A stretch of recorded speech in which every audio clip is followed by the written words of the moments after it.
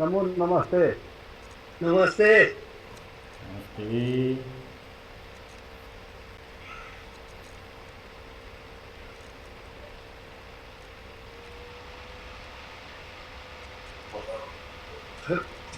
यतिकै बस्नुपर्छ होइन एउटा।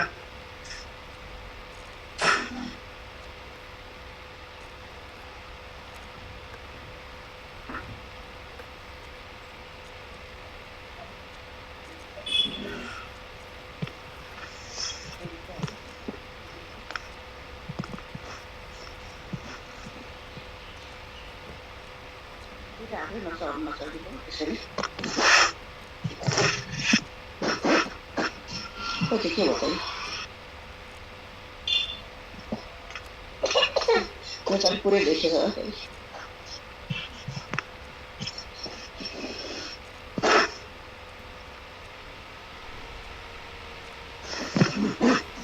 ठाडो गरिदिनु भयो राम्रो देख्छु तलसम्म।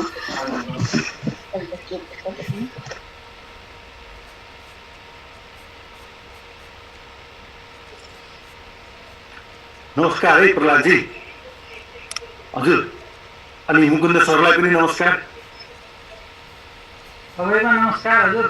नमस्कार नमस्कार नमस्कार हजुर। Madan sir, Mukunda sir, Tejeshwar sir, आदरणीय अध्यक्षज्यू, महा सदस्य सचिवज्यू, सबैका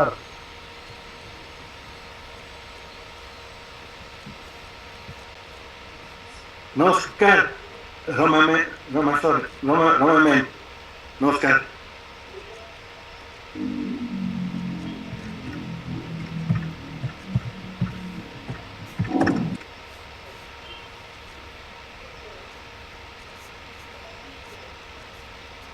नमस्कार सबैलाई।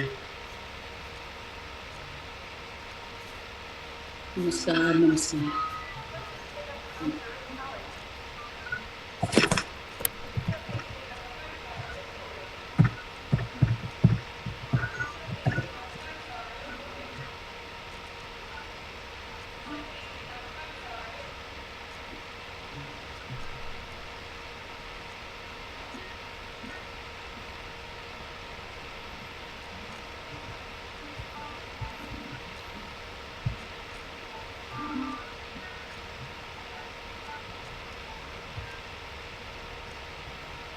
नमस्कार। नमस्कार।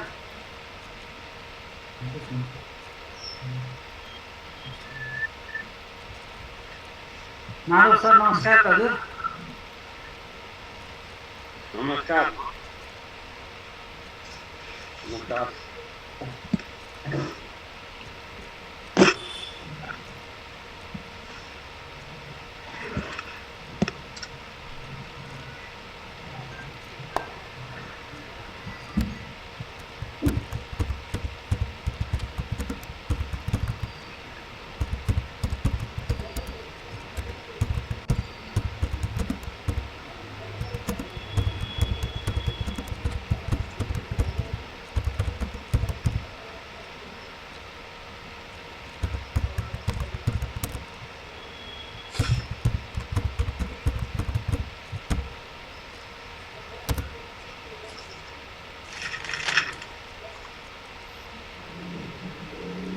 निर्धारित समय भयो, अब सुरु गर्दा हुन्छ होला।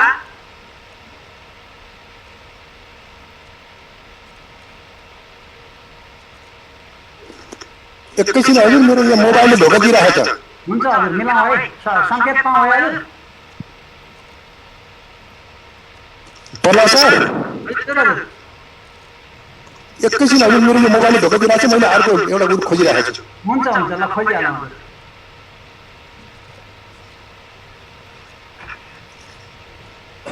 सुनिन्छ हजुर आवाज? सुनिन्छ। म सुन्दिनँ फेरि के भयो? यहाँ त सुनिएको छ, अब हजुरको त्यहाँ मिलाउनु पर्यो।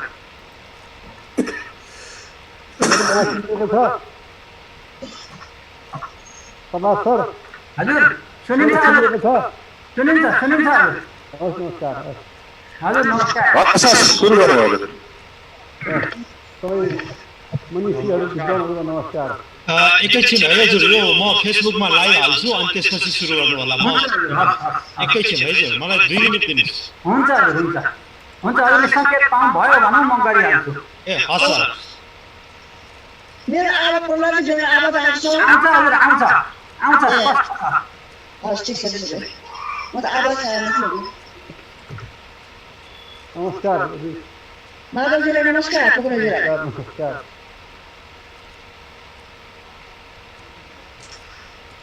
सर माधव सर यहाँ उपस्थित हुनुहुन्छ उहाँहरू सबैलाई नमस्कार।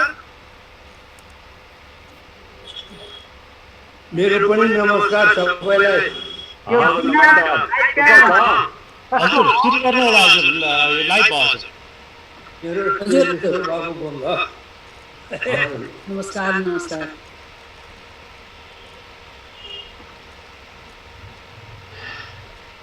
हजुरको नाममा सञ्जीवको नाम रहेछ अनि त्यही भएर सञ्जीव मेरो छोरा हो। ए छोराको नाम हो? हजुर हजुर। हो। नमस्कार हजुर सबैजना। प्रहलादजीलाई, नमस्कार। म भन्दिन्छु माधव सबैलाई। सर, अमरजी सबैलाई। बेलाजीको चाहिँ मोबाइल हो कि क्या? यो होइन, आइप्याडमा हो। आइप्याड हो? ए किनभने चिउँडो चाहिँ देखियो गर्छ त्यसैले सोधेको। ए ल्याउनु जान्दैन। ल्यापटप भयो सिधै गर्छ। आइप्याड काखमा हुन्छ अनि त चिउँडै देखिने भयो। अनि यता राखेर चाहिँ म त्यो देखेर यता पनि बस्छु।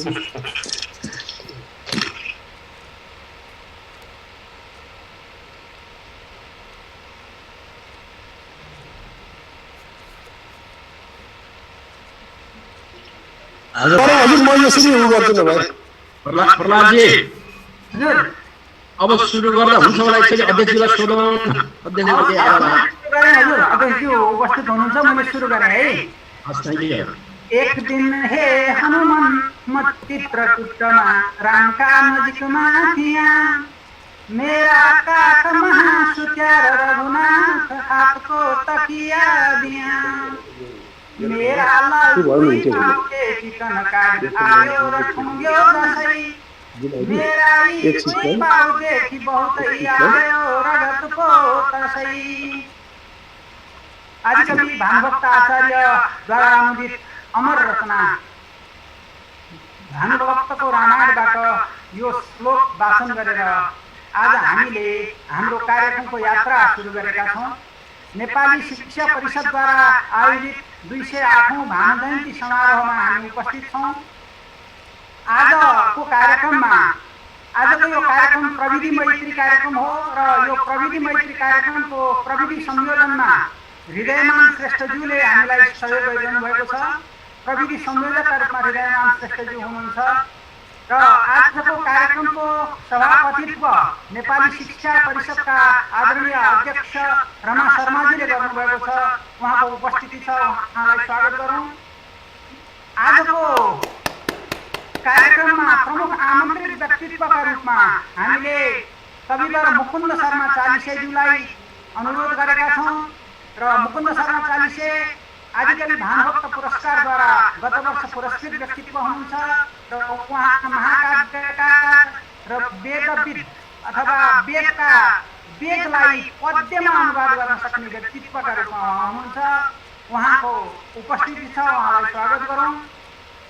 र आदिकवि भानुभक्त पुरस्कारबाट यस वर्ष सम्मानित आदरणीय व्यक्तित्व वाङ्मय साधक ज्ञानमणि नेपालजीको उपस्थिति छ, उहाँलाई स्वागत गरौँ।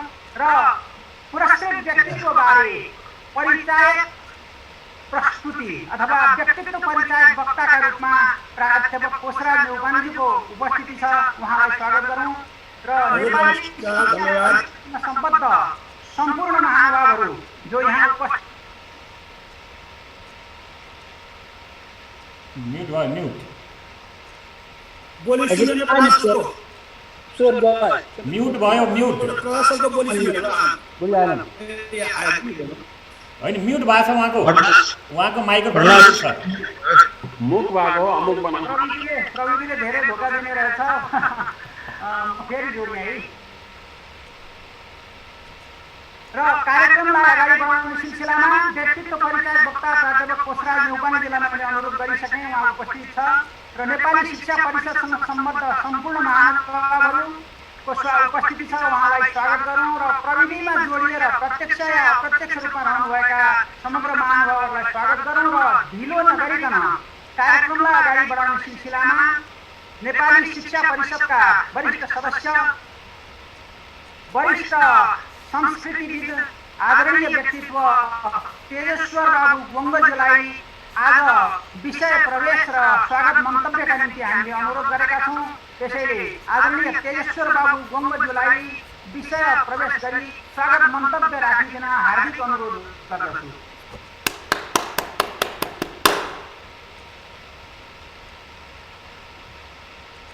हजुरको अनम्युट गर्नु पर्यो। हजुर पहिले त्यो माइकमा थिच्नु पर्यो, रातोमा थिच्नु पर्यो। हजुर त्यो माइकमा भएको छैन। देब्रेपट्टि रहेको त्यो रातोमा के नाम होला हजुर उहाँको? तेजेश्वर बाबु गोङ्ग हो उहाँको नाम। त्यो सञ्जीव डङ्गोल आएको तेजेश्वर बाबु गोङ्ग लेखिदिउँ न हजुर। सञ्जीव गोङ्गल हो।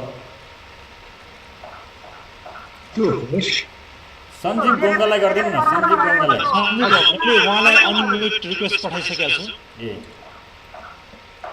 अनम्युटै गरिदिउँ न दिदीले। उहाँले चाहिँ मैले रिक्वेस्ट गरिसकेपछि उहाँले गर्नुपर्छ उता। उहाँका छोरा नातिलाई बोलाउनु पर्यो।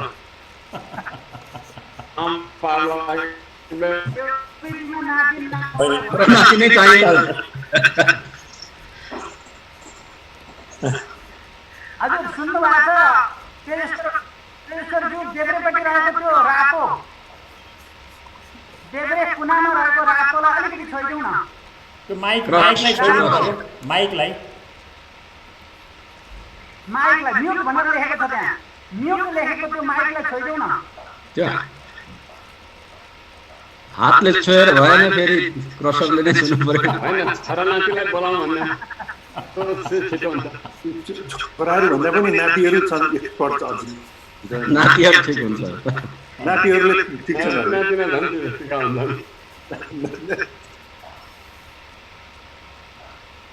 छोराछोरी नाति नातिना घरमा नहुने आफै सिक्नै पर्ने हुन्छ। बाध्य छ। हजुर सर आएन हजुर। अब अघि अनम्युट गर्नु, त्यसले बिग्रिन्छ। अनम्युट गर्नु पर्यो। हजुरको भएन त बोलाउँ कसैलाई। उठ्नुभयो, आसनबाट उठ्नुभयो, अब कसलाई बोलाएर बिचरा बल्ल भयो। नमस्कार। यो हजुरहरू सबैलाई नमस्कार र सबैलाई मेरो नमस्कार। अब म त चाहिँ प्रविधि मैत्री चाहिँ के छ भनेदेखि मान्छे होइन छु। अब तपाईँहरू त सबै प्रविधि युक्त हुनुहुन्छ। म चाहिँ के छ प्रविधिले चाहिँ त्यागेको मान्छे परेँ। त्यस कारणले यो सबै गर्नै आउँछ। अब उनीहरूले गरिदिएपछि आउँछ। अब विषय प्रवेश त आजको चाहिँ भानु जयन्तीको चाहिँ दिन हो र त्यस कारणले विषय 8 भानु जयन्तीको चाहिँ उपलक्ष्यमा नेपाली शिक्षा परिषदले यो चाहिँ मलाई कहाँबाट चाहिँ यो कुनामा ठन्किरहेको यो बुढ्यौली चाहिँ उमेरको चाहिँ मान्छे, अब सम्झना पनि सबै कुराहरूको चाहिँ त्यो उतिको तेजिलो छैन। नाम मात्र तेजेश्वर, तर चाहिँ काम चाहिँ त्यो सम्झना शक्ति चाहिँ तेजिलो छैन। अब त्यस कारणले म तपाईँहरू सबैलाई चाहिँ नमन गर्दछु, हार्दिक तासाद। र यसमा चाहिँ सबभन्दा पहिले त अध्यक्षज्यू हाम्रो रमा शर्माजीलाई सबभन्दा पहिले चाहिँ यो हार्दिकतापूर्वक चाहिँ नमन गर्दछु। उहाँले नै मलाई चाहिँ यो ठन्किरहेको मान्छेलाई कमसेकम यो यसमा त गर्न सक्नुहुन्छ होला नि भन्नु हो। र मैले चाहिँ उहाँको चाहिँ स्वर शब्द र चाहिँ के छ मैले जस्तो माने सम्झेँ। मैले केही गर्न सकेको छैन, तैपनि उहाँले चाहिँ के छ भनेदेखि सम्झाउनु भएछ र चाहिँ उहाँकै आग्रहमा मैले तपाईँहरू सबैसित चाहिँ भेट्ने यो अवसर चाहिँ प्राप्त गरेको छु। र यो अवसरमा चाहिँ के छ मैले तपाईँहरू सबैलाई पनि उत्तिकै आदर गर्दछु जतिको उहाँलाई गर्दछु र उहाँ तपाईँहरू सबै मार्फत हाम्रा आदिकवि भानुभक्त आचार्यको चाहिँ उसमा 208को यो वर्षगाँठमा अथवा जयन्तीमा हामीले चाहिँ के छ उहाँलाई पनि उत्तिकै आदर गर्छौँ र अब म भानुभक्तको चाहिँ केरो चाहिँ पुरापुर चाहिँ हुन चाहन्थेँ तर चाहिँ के छ भयो कि भएन थाहा छैन। पहिले लेख्न सक्ने लेख्थेँ, अहिले लेख्न पनि सक्दिनँ, धेरै कम लेख्छु, कहिले काहीँ अकल टुक्कल। यस कारणले म यसको लागि तपाईँहरूसँग चाहिँ क्षमा याचना गर्दछु, नमन गर्दछु। अब यो कार्यक्रममा मलाई चाहिँ रमाजीले दिनुभएको एउटा चाहिँ जिम्मेवारी छ, त्यो तपाईँहरू सबैलाई चाहिँ के छ यो कार्यक्रममा सरिक हुने महानुभावहरू सबैलाई चाहिँ स्वागत सम्मान यो अभ्यर्थना गर्ने चाहिँ अभिभारा दिनुभएको छ। म तपाईँहरू सबैलाई चाहिँ स्वागत गर्दछु, म तपाईँहरू सबैलाई चाहिँ के छ अभ्यर्थना गर्दछु। म भानु जयन्तीको उपलक्ष्यमा भानुभक्तकै चाहिँ के छ यो उहाँको चाहिँ लयमा कविता अब तपाईँहरू सबैले हाल्न सक्नुहुन्छ, मैले कण्ठ गरेको पनि छैन। म त्यस कारणले चाहिँ त्यो जिम्मा तपाईँहरूबाट चाहिँ मैले पाएको सुने, तपाईँहरूकै चाहिँ मुक्त कण्ठबाट चाहिँ सुने। अब हाम्रो चाहिँ के छ कार्यक्रम सञ्चालक साथी उहाँको चाहिँ के छ छन्दकै चाहिँ के छ असाध्य चाहिँ ऊ मार्मिक र चाहिँ सशक्त चाहिँ कवि हुनुहुन्छ। उहाँले चाहिँ यहाँ पनि यो कोक कविता गोष्ठीको माइनोटै चाहिँ कवितामा चाहिँ लेखिदिनु भएको मलाई चाहिँ यहाँ सम्झना छ। यही ठाउँमा यो सबै अब मैले चिन्न पनि गाह्रो भयो कि यो धेरै वर्ष भयो छुटेको सम्पर्क, त्यस कारणले अहिले पछि पो मैले बिस्तारै चाहिँ सबैलाई चिन्न थालेँ। अब तपाईँहरू सबैलाई चाहिँ स्वागत गर्दछु। भानुभक्तको चाहिँ उसमा चाहिँ हामी चाहिँ नेपाली भाषा भाषीको चाहिँ नाताले र लेखकको नाताले धेरै चाहिँ उ छ र ज्ञानमणि नेपालज्यू अब धेरै चाहिँ अग्रज हुनुहुन्छ। उहाँ चाहिँ अत्यन्त चाहिँ संवेदनशील लेखक पनि हुनुहुन्छ र उहाँ पनि यो घरमा चाहिँ पाल्नु भएको थियो। एकचोटि उहाँ र कृष्ण साइनी एकाडेमीमा हुँदाखेरि र उहाँलाई चाहिँ विशेष यो बधाई साथ सम्मान गर्दछु, स्वागत गर्दछु र चाहिँ उहाँलाई पनि के छ भनेदेखि म सम्झन्छु। अहिले त निकै नै चाहिँ के छ अग्रगण्य चाहिँ अवस्थामा चाहिँ हुनुहुन्छ। उहाँ चाहिँ यस्तो किसिमको पहिले चाहिँ त्यस्तो थिएन, उहाँले सम्झनु भएको होला। त्यसपछि उहाँको चाहिँ के भएछ अहिले चाहिँ आकृति चाहिँ देख्दाखेरि मलाई चाहिँ उहाँलाई अलिकति चाहिँ यो पैसा थपिदिउँ जस्तो, अलिकति तन्नेरी पनि दिउँ जस्तो त्यस्तो चाहिँ लागिरहेछ। म तपाईँलाई हार्दिक बधाई दिन्छु, हार्दिक नमन गर्दछु ज्ञानमणि नेपालजी।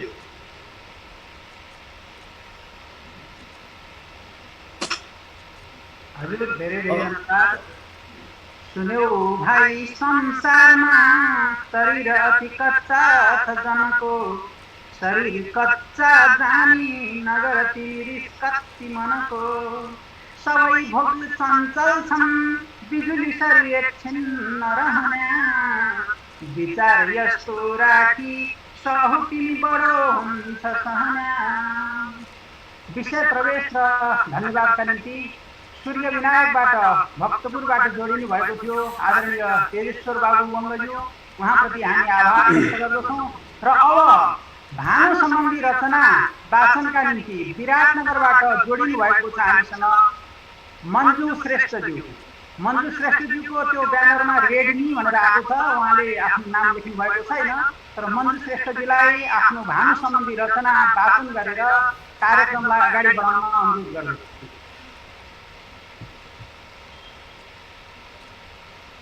नमस्कार आदरणीय गुरुहरू,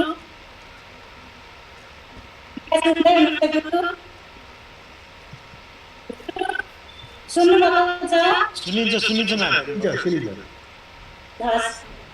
आदरणीय गुरुहरूमा म हार्दिक नमन गर्दछु। आज 208औं भानु जयन्तीका अवसरमा मैले पनि एउटा सानो श्रद्धा सुमन स्वरूप कविता अर्पण गर्न पाएकोमा मलाई अत्यन्त खुसी लागेको छ। म एउटा कविता वाचन गर्दछु। भानु शीर्षक रहेको छ कविताको। ठुलो विकृत छन्दमा छ यो कविता। हाम्रा हुन् कविराज आदि कवि हुन् भानु नेपालका, नेपाली मतका कुरा सृजनमा लेखे उही कालका। कस्तो काल थियो यही मुलुकमा, उँधो त्यो गति पर्थ्यो जानु अकालमा। पतिसँगै आफै बधुले सती पर्थ्यो जानु अकालमा। पतिसँगै आफै बधुले सती। कस्तो सत्य कवित्वमा सोच्दै हुने थरथरी लेखे जो अनुकूल लेखन हुने लेखेर पच्ने गरी शास्ति शासकले दिएर मनमा चल्थ्यो जसै हुन्डरी। विद्रोही पनि लेखेर कविता लेखे मनैमा धरी। विद्रोही पनि लेखेर कविता लेखे मनैमा धरी। माया शान्त सबजना प्यार सुधा पाठमा भाषा संस्कृतिको सदैव ममता माया बस्यो अन्तमा। नारी गौरव हुन् परम तिनीले बुझ्नै छ बानी पनि लेखे हुन्न नै भएर जगती हुन्न मनैका धनी। लेखे हुन्न नै भएर जगती हुन्न मनैका धनी। लेखे काव्य थिए कविहरू राम्रा थिए भावना मान्छेका मनका भानु सहजै पस्दै गए सिर्जना। नेपाली कविमा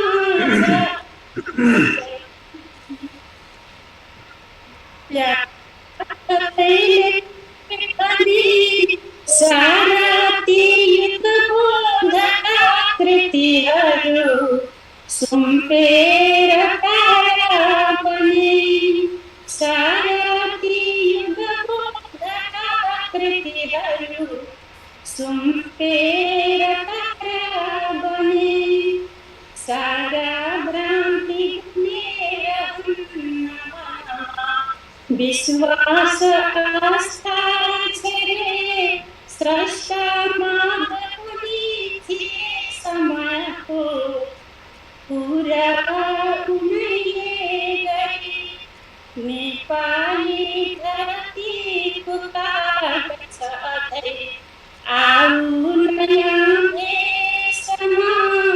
देव छन्द काव्यमा गति नयाँ नेपाल यो देशमा। नेपाली धरतीको काग छ अझै आऊ नयाँ देशमा। देव छन्द काव्यमा गति नयाँ नेपाल यो देशमा। धन्यवाद।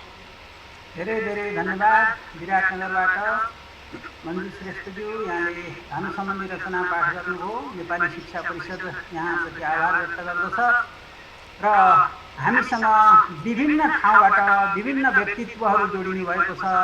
धरानबाट 93 वर्षीय आदरणीय व्यक्तित्व प्राध्यापक पुरुषोत्तम भट्टराईज्यू समेत हाम्रो कार्यक्रममा उपस्थित हुनुहुन्छ। त्यसै गरी आदिकवि भानुभक्त पुरस्कारबाट पहिले पुरस्कृत व्यक्तित्व चटोदज्यू लगायत का व्यक्तित्वहरू हुनुहुन्छ र त्यसै गरी डाक्टर मोहन लोहनीज्यू हुनुहुन्छ।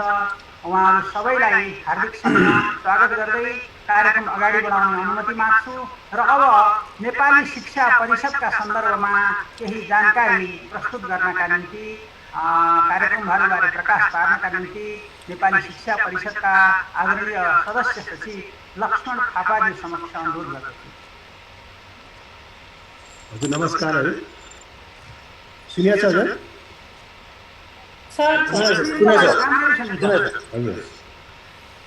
आदरणीय अध्यक्ष महोदय, प्रमुख अतिथि वरिष्ठ साहित्यकार श्री मुकुन्द शर्मा चालिसेज्यू जो आजका प्रमुख अतिथि हुनुहुन्छ। आज आदिकवि भानुभक्त पुरस्कारबाट सम्मानित व्यक्तित्व वाङ्मय साधक श्री ज्ञानमणि नेपालज्यू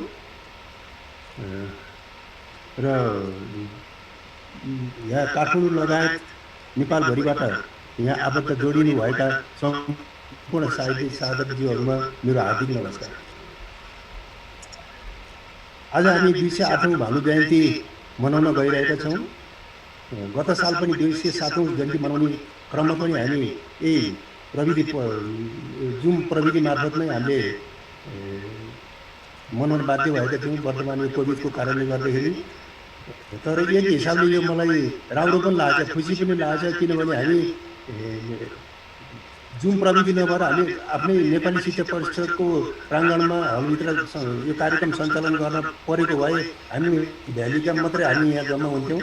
तर आज चाहिँ हामी धरान विराटनगर लगायत अन्य क्षेत्र समेत हामी जोडिन पुगेका छौँ। यो एक हिसाबले मलाई खुसी पनि लागेको छ।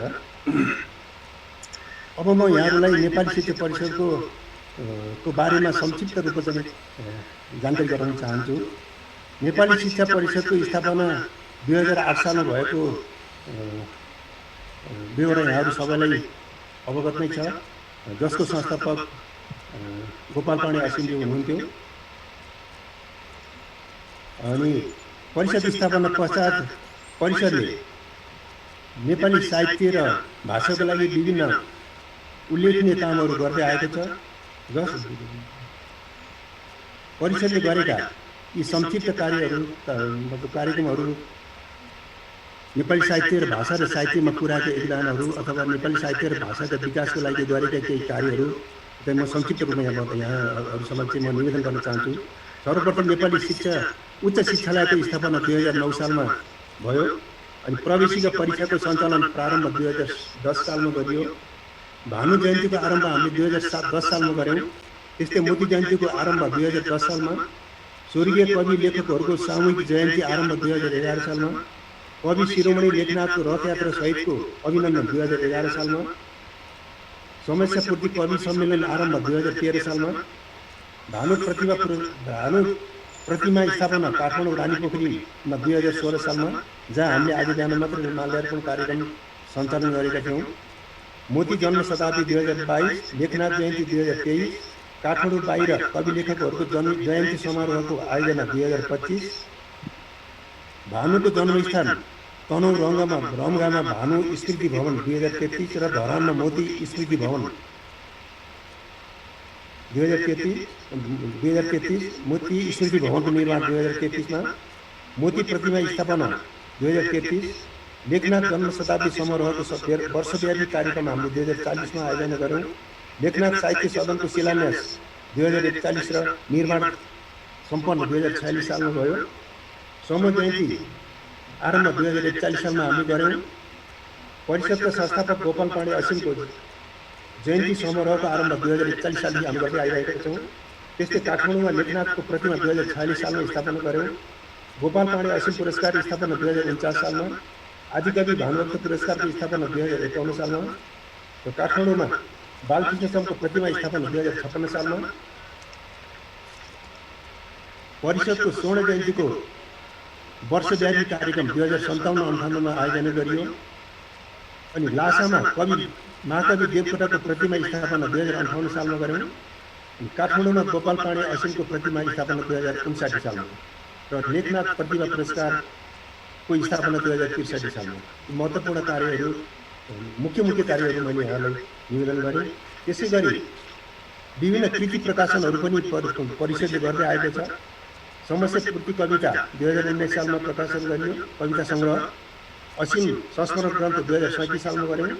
मोतीराम भट्टका गजलहरू 2038 सालमा, मोती स्मृति ग्रन्थ 2039 सालमा, नेपाली शिक्षा परिषद स्मारिका 2046 साल, राष्ट्रभाषा 2048 देखि वार्षिक रूपमा प्रकाशित हुँदै आएको छ।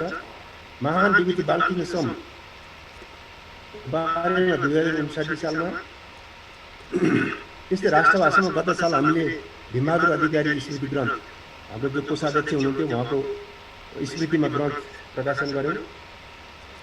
अनि जीवित साहित्यकारहरूको अभिनन्दन र सम्मान 2011 सालदेखि विभिन्न समयमा हुँदै आएको एउटा म यहाँलाई अवगत गराउन निवेदन गर्दछु।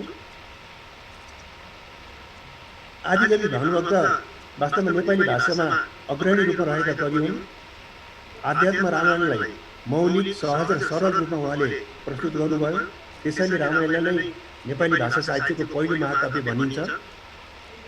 पृथ्वीनारायण शाहले नेपाल राष्ट्रको एकीकरण राजनीतिक रूपले गरे भने भाषिक र सांस्कृतिक रूपमा एकीकरण वास्तवमा भानुभक्तले नै गरे। रामायणको अतिरिक्त भानुभक्तले प्रश्नोत्तर, लघुकाव्य, भक्तमाला, बौद्ध शिक्षा, रामगीता जस्ता धेरै कृतिहरू उनले रचना गरेथे पनि भानुभक्तलाई रामायणले नै अमर बनायो र त्यही रामायणले नै नेपाली भाषालाई लोकप्रिय बनायो। उहाँलाई सम्मान स्वरूप आदिकविको उपाधि राष्ट्रले प्रदान गरेको छ। यस्ता महान कविको आदिकविको जन्म जयन्ती मनाएर उहाँको स्मृतिमा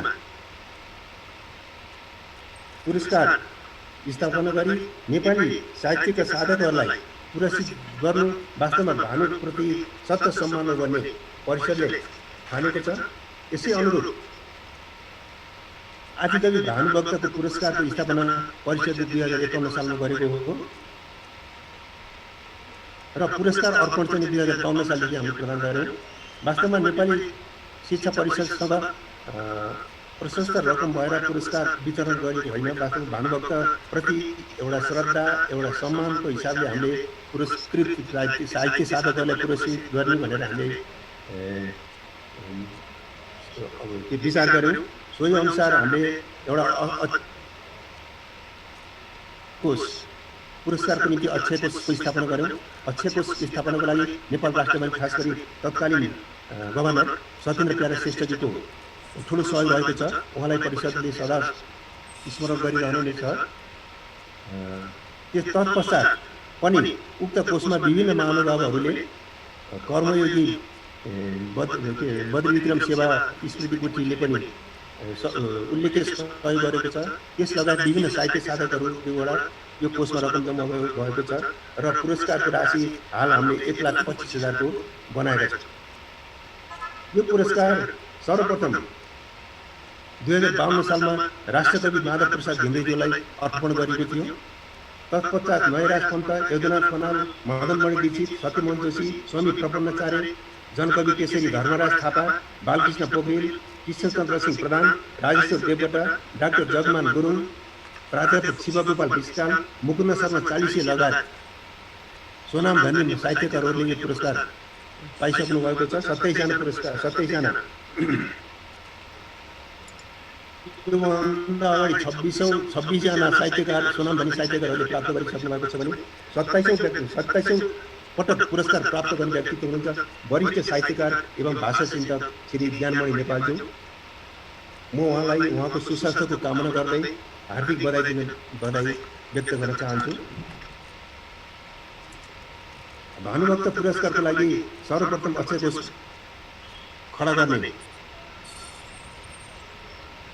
गर्न सहयोग गर्ने नेपाल राष्ट्र ब्याङ्क, त्यसपछि हाम्रो बद्रविक्रम थापा स्मृति सेवा गुठीका तर्फबाट श्री किरण थापाजी लगायत सम्पूर्ण यस यज्ञरूपी कोषमा जसले सहयोग गर्नुभएको छ उहाँहरूप्रति म हार्दिक कृतज्ञता ज्ञापन गर्दछु। त्यस्तै प्रमुख अतिथि आजको प्रमुख अतिथि वरिष्ठ साहित्यकार श्री मुकुन्द शरण चालिसीज्यूप्रति पनि म हार्दिक कृतज्ञता ज्ञापन गर्दछु र आज बिहान मात्रै भानुको प्रतिमामा माल्यार्पण कार्यक्रममा उपस्थित हुनुहुने कुलपति श्री गङ्गा प्रसाद उप्रेतीज्यूलाई पनि म हार्दिक आभार कृतज्ञता ज्ञापन गर्न चाहन्छु। त्यस्तै त्यो माल्यार्पण गर्ने सिलसिलामा दरबार हाइस्कुल भानु माध्यमिक विद्यालयका प्रधानाध्यापक अखिलेश्वर प्रसाद यादवजीलाई को पनि हामीलाई ठुलो सहयोग रह्यो। त्यस्तै त्यो कार्यक्रमभरि म्युजिक नेपालबाट भानुभक्तको रचना रामायण पाठ गर्ने काम भयो। म्युजिक नेपालप्रति पनि हामी हार्दिक आभार कृतज्ञता ज्ञापन गर्दै मेरो यो छोटो वक्तव्य यहीँ टुङ्ग्याउँछु। नमस्कार, जय साई। धेरै धेरै धन्यवाद आदरणीय लक्ष्मण थापाज्यू जो नेपाली शिक्षा परिषदका सदस्य सचिव हुनुहुन्छ र यो चरु होम गर्ने सिलसिलामा आज बिहान मात्रै पनि स्वयं थापाजीले 7,700 को चरु होम गर्नुभएको छ। यसका निम्ति हामी उहाँप्रति आभार व्यक्त गर्दछौँ परिषदको तर्फबाट। र यो चरु होम्ने काम धेरै व्यक्तित्वहरूबाट उदारमना व्यक्तित्वहरूबाट भइरहेको छ र यो क्रमशः अगाडि बढ्ने हामीले आशा लिएका छौँ र हाम्रो कार्यक्रममा विभिन्न क्षेत्रबाट विभिन्न व्यक्तित्वहरूको उपस्थिति छ। उहाँहरूलाई म हार्दिक सम्मान गर्दछु। पवन आलोकज्यू साहित्यकार पवन आलोकज्यू हुनुहुन्छ, त्यसै गरी गोविन्द घिमिरे वेदमणिज्यू हुनुहुन्छ र त्यसै गरी डाक्टर वीणा पौड्यालज्यू हुनुहुन्छ। उहाँहरू सबैप्रति सम्मान व्यक्त गर्दै कार्यक्रमलाई अगाडि बढाउने अनुमति माग्छु।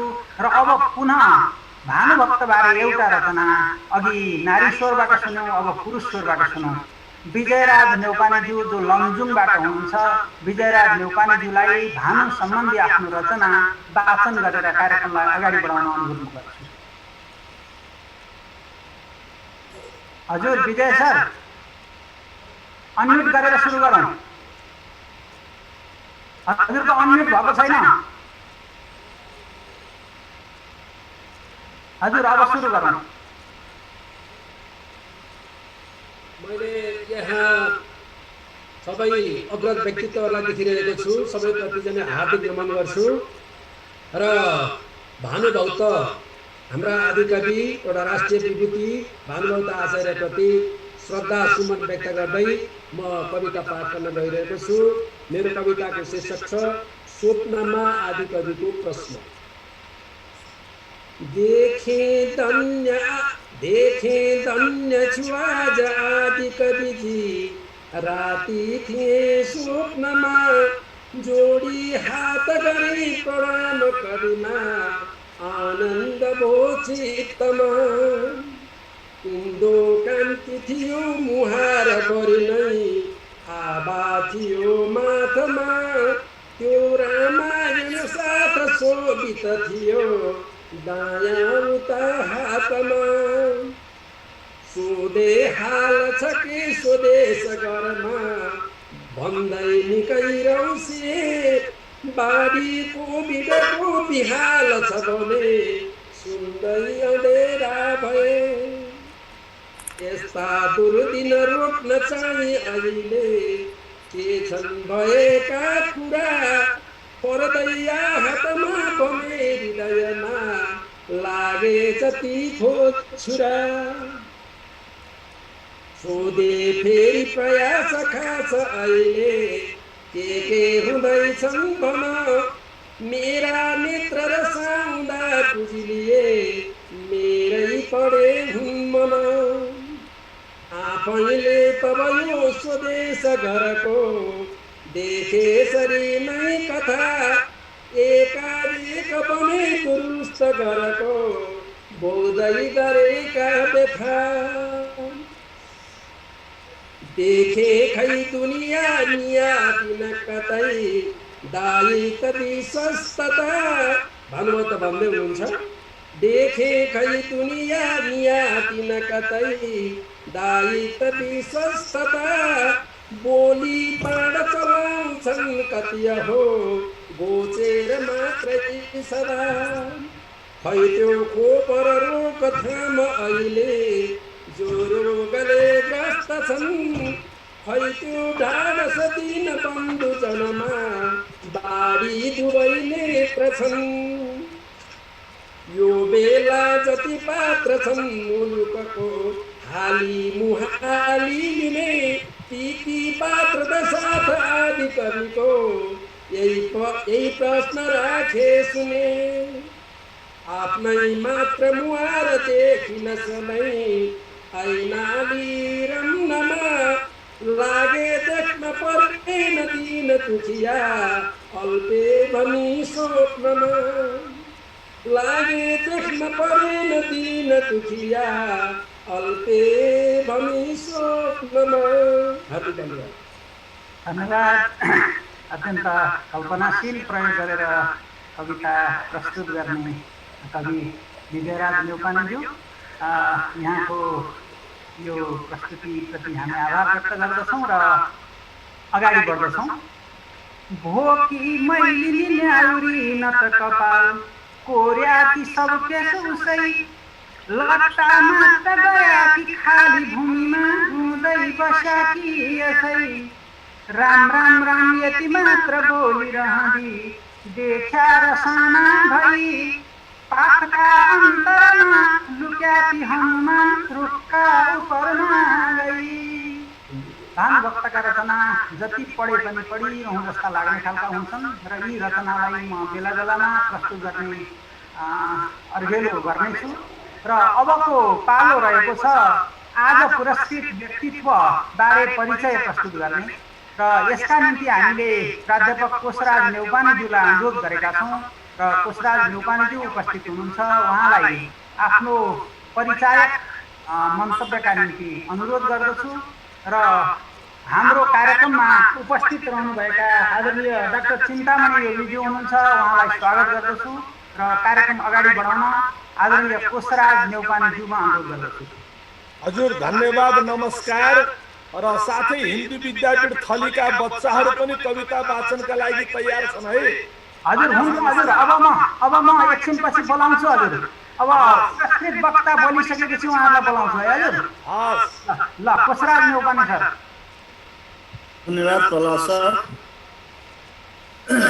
आदरणीय यस समारोहका सभाध्यक्षज्यू, प्रमुख अतिथिज्यू, आज पुरस्कृत व्यक्तित्व इतिहासविद ज्ञानमणि नेपालज्यू र यहाँ धेरै वरिष्ठ व्यक्तित्वहरू हुनुहुन्छ।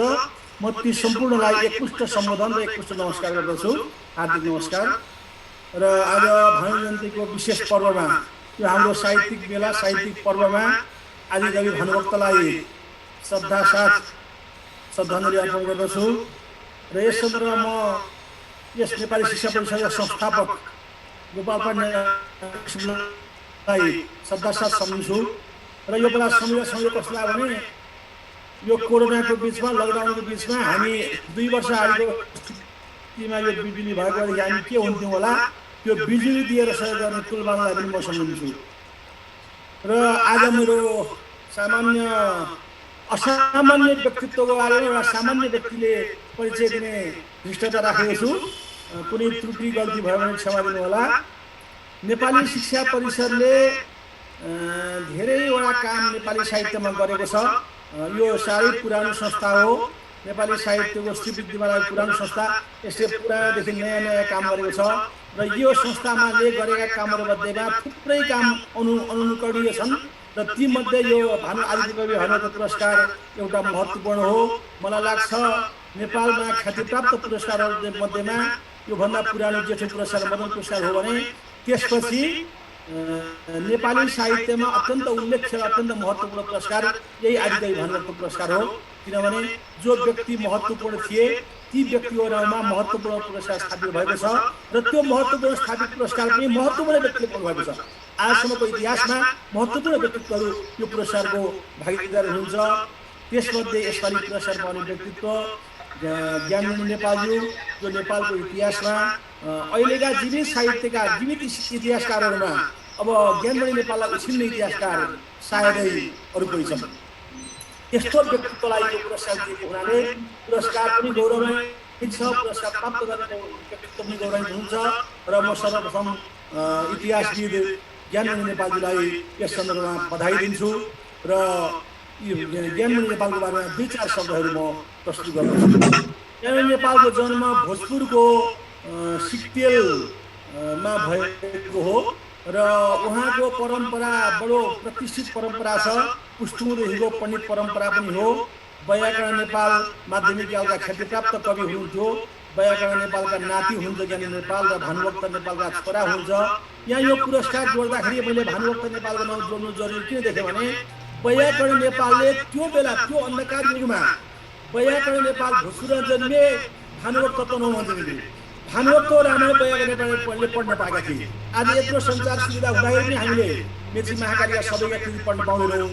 तर भानुभक्तको कृति वैयाकरणले उति बेलै पढ्नु भएको थियो र भानुभक्तको ख्याति उति बेलै चर्चित थियो र भानुभक्तले वैयाकरण नेपालले आफ्नो छोराको नाउँ पनि जस्तै ख्याति प्राप्त होस् भनेर आफ्नो छोराको नाउँ पनि भानुभक्तले राखेका थिए। र त्यो भानुभक्तबाट जन्मिएको व्यक्तित्व ज्ञानमणि नेपालले भानुभक्त पुरस्कार पाउनु एउटा कस्तो अचम्मको संयोग परेको छ। र ज्ञानमणि नेपालको पनि वैयाकरण नेपालले भानुभक्त रामायण पढे, भानुभक्तले पनि भानुभक्त रामायण पढेर वैयाकरण ज्ञानमणि नेपालको पनि शिक्षाको जग भानुभक्त रामायणबाटै भएको छ। भानुभक्त रामायण पढेर भानुभक्त रामायण सुनेर त्यसैले वैयाकरण नेपालको घर परिवार ज्ञानमणि नेपालको घर परिवार भानुभक्त भयो थियो। तीन पुस्तादेखि भानुभक्तमय भएको ज्ञानमणि नेपालको घरमा आज भानुभक्त पुरस्कार आदिकवि भानुभक्त पुरस्कार भेटिनु भनेको त्यो पुरस्कारको गौरव पनि बढेको छ र त्यो पुरस्कार सार्थक पनि भएको छ र ज्ञानमणि नेपालले त्यो पुरस्कार पाउनु एउटा महत्त्वपूर्ण क्षण पनि भएको छ। र ज्ञानमणि नेपालका कुरा धेरै गर्न म समर्थ छैन किनभनेदेखि ज्ञानमणि नेपाललाई मैले 2018 सालदेखि 18 सालमा म जब त्यो बेला 6-7 वर्षको थिएँ त्यो बेला 19-20 वर्षको एउटा पठ्ठो तर जाँदै जाजल्लोम्यान व्यक्तित्व मैले भेटेको हुँ ज्ञानमणि नेपाललाई। 18 सालदेखि सायद ज्ञानमणि नेपाललाई सबभन्दा धेरै देख्ने मध्ये मभन्दा धेरै देख्ने मान्छे यहाँ पुरुषोत्तम हुनुहुन्छ, नत्र भने यहाँ काठमाडौँका कतिपय परिसरमा देखेका मान्छेभन्दा मैले सबभन्दा पहिले देखेको भन्ने अनुभव छ मलाई। 2018 सालमा पहिलोचोटि देखेको हुँ र उहाँले पढेको विद्यालय र मैले पढेको विद्यालय पनि एउटै हो। उहाँलाई पढाउने गुरु र मलाई पढाउने गुरु पनि एउटै हो। ओम जयदेव अधिकारीले उहाँलाई शिक्षा दिनुभएको हो र उहाँले गुरुबाट मैले पनि शिक्षा ग्रहण गरेँ र ज्ञानमणि नेपालसित सम्भवतः 18 सालदेखि पछि 2-4 वर्ष केही समय छुटे पनि हामी 2032 सालदेखि फेरि अनवरत रूपमा जोडिएका छौँ। तर यस बिचमा ज्ञानमणि नेपालको अध्ययनको 18 सालभन्दा पहिले नै भनौँ ज्ञानमणि नेपालले 6 साल 7 सालदेखिका कुराहरू छन्। 6 साल 7 सालतिर नै उहाँ शिक्षक भइसक्नु भएको थियो। 89 सालमा जन्मिएको मान्छे पढिओरी प्रतिष्ठित भएर 6-7 सालमा उहाँले गुरुकुल पद्धतिमा काठमाडौँ पढाउनु हो। यहाँ धेरै विद्यार्थीहरू उहाँका विद्यार्थीहरू पनि 80 कटिसकेका छन्। 90 वर्ष पुग्न लागेको ज्ञानमणिका विद्यार्थीहरू पनि 80 कट्न लागेका छन्। यस्तो अवस्थामा उहाँले शिक्षा प्राप्त गरेको हुनाले ज्ञानमणि नेपालको शैक्षिक परिवार पुस्तुदेखि शैक्षिक परिवार र प्रतिष्ठित प्राज्ञ परिवारहरू थियो। उहाँ प्राज्ञ पृष्ठको सदस्य भएर मात्रै प्राज्ञ होइन, उहाँको परिवार नै प्राज्ञिक पृष्ठको परिवार हो। त्यो परिवारबाट उहाँले जो विद्या आर्जन गर्नुभयो त्यो विद्या आर्जन गरेर एउटा त वैयाकरण नेपाल जस्तो प्रतिष्ठित मान्छेको परिवार विद्या आर्जन गर्ने परिवार कस्तो हुने नयराज पन्त जस्तो। आज नेपालमा ज्ञानमणि भन्दा मास्टरको नाम लिनुपर्दा नयराज र बाबुरामकै नाम लिनुपर्ने हुन्छ इतिहासमा। बाबुराम र नयराज पछि इतिहासमा नाम राख्न सक्ने क्षमतावान व्यक्तित्व ज्ञानमणि नेपालले जो पढ्नुभयो पढ्दा उहाँले कक्षा हामी जस्तो कक्षा लिएको होइन, हामी जस्तो एमए बिए पास गरेको होइन, तर एमए बिए र पिएचडीलाई लडाउने शिक्षा नयराज पन्तले उहाँलाई दिनुभयो कि नयराजका शिष्य भनिसकेपछि विश्वविद्यालय सर्टिफिकेट पनि खोज्दै दियो। आज कुन त्यस्तो विद्यालय छ जहाँ शिक्षा ग्रहण गर्ने तर डिग्री नलिने र कसैको डिग्री नभइकन त्यसले पदवी पाउने? जस्तो उहाँको कुनै पनि डिग्री छैन, धनबलको कुनै डिग्री थिएन, महेश सालको कुनै डिग्री थिएन, तर उहाँहरू विश्वविद्यालयको उपप्राध्यापक, प्राध्यापक, सहप्राध्यापक सबै हुनुभएको छ। यस सन्दर्भमा वैयाकरणको प्रशिक्षण, भानुभक्तको प्रशिक्षण, नयराजको प्रशिक्षण र प्रतिष्ठित ज्ञानमणि नेपालमा जो बौद्धिक प्रतिष्ठा छ, जो विद्या छ, त्यो विद्याको बारेमा म वर्णन सक्दिनँ। किनभने उहाँले मैले सुनेको छु 4000 श्लोक त उहाँले कण्ठ गरेर नयराजले सुनाउनुहुन्थ्यो र उहाँलाई संस्कृतका कयौँ कुराहरू कण्ठ छन्, इतिहासका कयौँ कुराहरू कण्ठ छन्। जो विद्यालयमा उहाँले पढ्नुभयो उहाँको गुरु स्वयं जयदेव अधिकारी पनि कौमुदी कण्ठ गरेर पढाउनुहुन्थ्यो। उहाँ भन्नुहुन्थ्यो म आँखा नचिम्लिउ भने कौमुदी आउँदैन, आँखा चिम्लिनु भने तिनीहरू अन्त ध्यान दिन्छौ भन्नुहुन्थ्यो। आँखा चिम्लेर कौमुदी पढाउने गुरुको शिष्य हो उहाँ। र फेरि उहाँको 37 कस्तो हुन्छ पुरुषोत्तम भट्टराई उहाँको सबै अलिअलि उमेरले जेठो हुनुहुन्छ 3-4 वर्ष, तर सहपाठी सँगैको सहपाठी पनि हुन्छ उहाँहरू, सँगैका सहयात्री पनि हुन्छ उहाँहरू। मलाई पुरुषोत्तम भट्टराईको र गुरुको र ज्ञानमणि नेपालको सम्बन्ध चाहिँ कस्तो लाग्छ भने शिवजीको र रामचन्द्रको जस्तो। रामचन्द्रले शिवजीको स्तुति गर्थे, शिवजीले रामचन्द्रको स्तुति गर्थे, शिवजी रामचन्द्रलाई ठुला भन्थे, रामचन्द्र शिवजीलाई ठुला भन्थे। अब पुरुषोत्तम भट्टराई ज्ञानमणि ठुला मान्छे हुनुहुन्छ भन्नुहुन्छ, ज्ञानमणि नेपाल पुरुषोत्तम ठुला मान्छे हुनुहुन्छ भन्नुहुन्छ। अब हाम्रा दृष्टिकोणमा उहाँहरू सबै ठुला हुनुहुन्छ र नेपालमा राष्ट्रिय स्तरको व्यक्तित्व तर भोजपुरबाट उठेको व्यक्तित्व। भोजपुरमा बालागुरु सायन्दको इतिहास छ, योगमायाको इतिहास छ, वैयाकरणको इतिहास छ। आज जीवित व्यक्तित्वमा चाहिँ अब मानबहादुर राईको इतिहास हेर्नुहोस्, मानबहादुर राईको बाउको इतिहास छ, कालुमान राईको इतिहास छ। त्यस्तो इतिहास भएको ठाउँमा अहिले भोजपुर जिल्लाको जीवित इतिहास भनेको चाहिँ प्राध्यापक पुरुषोत्तम भट्टराई र प्राज्ञ विद्वत इतिहासविद ज्ञानमणि नेपाल हो। ती मध्ये ज्ञानमणि नेपाल आज जो पुरस्कृत हुनुहुन्छ उहाँको विद्वत्ताको, उहाँको ऐतिहासिक महत्त्वको बारेमा अवर्णनीय कुरा छन्। अब यो सानो 5-7 मिनटको भनाइमा म यति कुराहरू धेरै भन्न म सक्दिनँ। उहाँको पुरस्कार प्राप्ति गरेका पनि लामो लिस्ट छ, किताबका लिस्टमा बयान गर्न सक्नु, जस्तो नेपाल लिस्ट जस्ता किताबहरू छन्। अब यति किताबको लिस्ट छ उहाँको, यति निबन्ध छन्, यति इतिहास छन्, यति अनुसन्धान छन्। ती अनुसन्धानका कुराहरू तपाईँले अनुसन्धानै गर्नुपर्छ र पुस्तकै पढ्नुपर्छ। र उहाँका पुस्तक पढ्दाखेरि के हुन्छ भनेदेखि इतिहासका कुरा छन् तर उपन्यास पढे जस्तो शैलीमा किताब पढ्न सकिन्छ। र उहाँ हेर्दाखेरि जस्तो तपाईँहरूले थाहा पाउनुहोस् भोजपुरमा अथवा धेरैजना मान्छेमा मैले कहिलेकाहीँ शारीरिक अवधिको पनि कुराहरू छु भने अवधिको पनि महत्त्व हुन्छ विद्वत्तामा। ज्ञानमणि नेपालको जस्तो नाक सायद नेपालमा कसैको छैन। ज्ञानमणि नेपालको नाक सुगा नाके भन्नुपर्छ मलाई, सुगा नाकेको मान्छेको विद्या ज्यादा हुन्छ।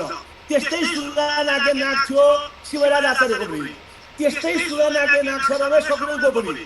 यी सुगा नाके मान्छेहरू बडा शक्तिशाली हुनुको कुरा रमेश कपूरले पनि देखाएका छन्, शिवराज आचार्यले पनि देखाएका छन्। र ज्ञानमणि नेपालको पनि त्यसो व्यक्तित्व देखिएको छ। र ज्ञानमणि नेपालले जो प्रशिक्षण जो पाउनुभयो, जो अध्ययन गर्नुभयो, जो साधना गर्नुभयो, मैले एकचोटि 75 वर्ष पुगिसकेपछि मैले ज्ञानमणिलाई के भन्यो भनेदेखि ए भएन जो त बुढो भयो कति लेखपढ गर्नुहुन्छ त अहिले 90 वर्षमा त्यो 75 वर्षभन्दा 4 गुणा बढेको छ। यस्तो किसिमको अध्ययन क्षमता पनि उहाँले प्राप्त गर्नुभएको छ। यस्तो किसिमको उहाँले पढाएका शिष्यहरू चाहे भोजपुरा हुन् चाहे खोटाङमा हुन्, उहाँले एकचोटि पढेपछि पढाइदिएपछि अलिअलि केही पढाइदियो भने सायद सिद्धि पनि थियो। त्यो सिद्धिले गर्दाखेरि सामान यस्तो किसिमको व्यक्तित्व भएका ज्ञानीको परिवार आएको छ। त्यो विद्वत परम्परा, त्यो साहित्यिक परम्पराबाट नेपाली शिक्षा परिषद स्थापना भएको छ। त्यो साहित्यिक परम्पराको लामो इतिहास र भानुभक्तको इतिहास स्थापित भएको छ। त्यो स्थापित भएका 3टा संयुक्त स्वरूपबाट आज भानुभक्तको पुरस्कार, आदिकवि भानुभक्तको पुरस्कार जो ज्ञानमणि नेपालले प्राप्त गर्नुभएको छ। सायद यो पुरस्कार प्राप्त गर्नु, पुरस्कारको जति महत्त्व छ ज्ञानमणिको त्यति नै महत्त्व छ। यस्ता अभूतपूर्व पुरस्कार अभूतपूर्व संस्थाबाट अभूतपूर्व व्यक्तित्वले पाउनुभएको छ। यस सन्दर्भमा पुनः ज्ञानमणि नेपाललाई हार्दिक बधाई दिँदै मैले उहाँको एउटा सन्चु प्रवेश मात्र गरेको हुँ। उहाँको व्यक्तित्व बारेमा मैले धेरै भन्न सक्दिनँ। हो भण्डु हासिल गर्यो भने म उहाँबारे भन्न सक्छु। कयौँ घटना छन् मसित, कयौँ सङ्गत छन्, कयौँ कुराहरूबाट मैले सुनेको छु, कयौँ घटनाहरू थाहा पाएको छु, इतिहास थाहा पाएको छु। त्यसलाई त्यो समय पाएँ भने मैले 1 घन्टादेखि 1.5 घन्टा पनि बयान गर्न सक्छु उहाँको लागि। तर यो समय त्यो समय होइन कि ज्ञानमणि नेपाल एउटा महान व्यक्तित्व हो।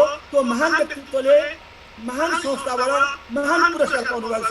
यो त्रिकोणात्मक संयोग भएको छ। यो संयोगमा तिनै पक्षलाई बधाई दिँदै म मेरा आफ्ना भनाइहरू लिन्छु। हार्दिक धन्यवाद। धन्यवाद प्राध्यापक पुष्पराज न्यौपानेज्यू र यहाँको अत्यन्त महत्त्वपूर्ण मन्तव्यका लागि। र अब हामी कार्यक्रमको केन्द्रीय क्षणमा छौँ।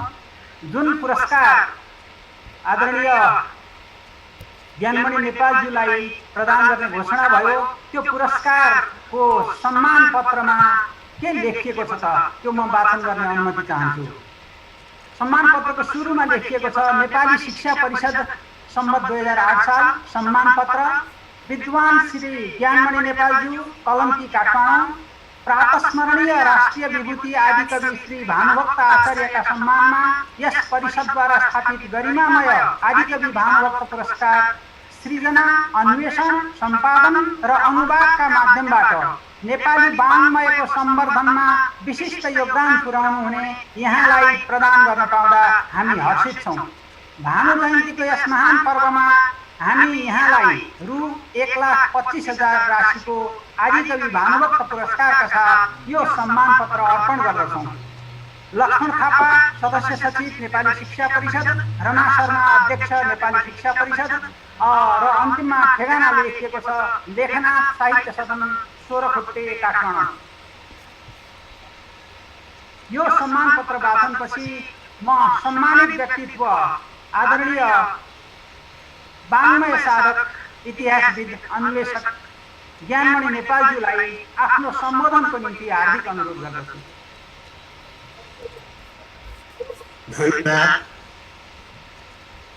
सर्वप्रथम त म यस नेपाली शिक्षा परिषदका अध्यक्ष, यसका सदस्य, शिक्षा परिषदलाई एकदम हार्दिक धन्यवाद दिन चाहन्छु। आज तपाईँ यस संस्थाबाट म आज उपस्थित भएको छु। यो पुरस्कार भएको उपलक्ष्यमा मैले आफ्नो तर्फबाट एउटा मन्तव्य लेखेको छु। दुई पत्रको मन्तव्य छ।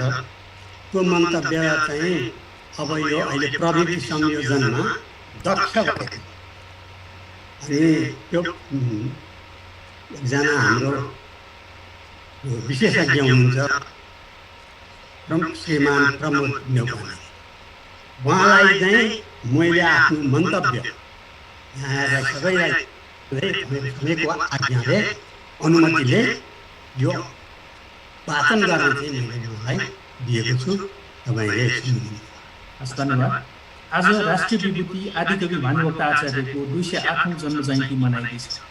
यस जन्म जयन्तीको दिनमा विक्रम सम्वत 2052 सालदेखि प्रत्येक वर्ष दिँदै आएको आदिकवि भानुभक्त पुरस्कारका लागि विभिन्न विद्वान तथा कवि साहित्यकारहरू छनौट गरिने गरेकोमा यस वर्षको पुरस्कारको लागि नेपाली शिक्षा परिषदले मलाई छनौट गरेकोमा सर्वप्रथम यस परिषदका अध्यक्ष तथा परिषद परिवारमा हार्दिक धन्यवाद व्यक्त गर्न चाहन्छु। यसमा मैले अत्यन्त गौरवको अनुभव गरेको छु। मैले भानुभक्तलाई पढेको 7 वर्षको उमेरदेखि नै हो। मेरो जन्म विक्रम सम्वत 1989 साल पञ्चमीको दिनमा भएको हो। 4 पुगी 5 लाग्दा पञ्चमीको दिन पार्टीमा सड्को सरस्वतीको प्रतीक लेखेर पूजेर भोगेर पिताजीले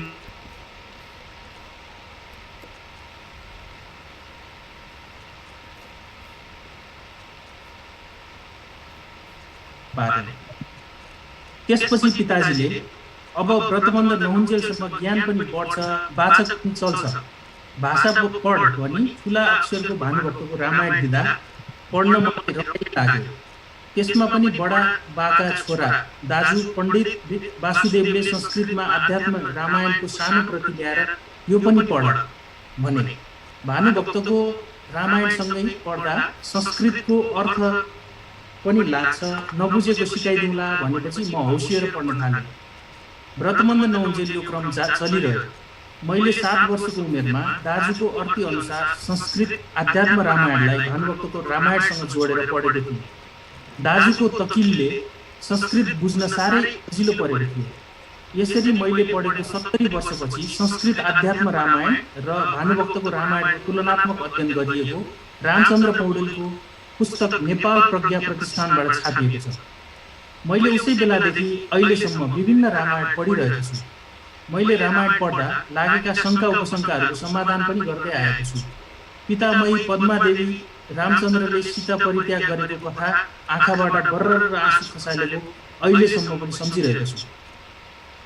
यिनी त सीता रामचन्द्र जस्ताले गोजिया भएकी पत्नी किन वनमा लगेर छाडेका होलान्, ऋषिले कथम कदाचित नभेटेका भए के हुन्थ्यो भन्ने कुरा मनमा खेलिरहन्थ्यो। मेरी पितामयी पद्मादेवी सुनेका कुरा नबिर्सने हुँदा सुनेका सारा पुराण कथा सरर आउँथे सुनाउने पनि। माइली फुपू पनि साक्षर हुँदा भानुभक्त रामायण सरर पढ्थिन्। मैले पढेको पुस्तक पिताजीले उनीलाई दिनुभयो। त्यो पुस्तक मोतीरामले छापेको त हजुरबुवाले काशीबाट ल्याए पछि थाहा पाएँ। माइली फुपू सीता परित्यागको बारेमा आँसु झार्दै एक कथा पढ्थे। एक दिन सीता र रामकी बहिनी अम्बिका कोठामा बसेका थिए। सीतालाई नन्दले कर्कर गरिन्, ए भाउजू रावण कस्तो थियो, तस्विर लेखेर देखाउनुहोस् न। नानी मैले त्यसलाई हेरेकै छैन भन्दा पनि नलेखी धरै पाइनँ।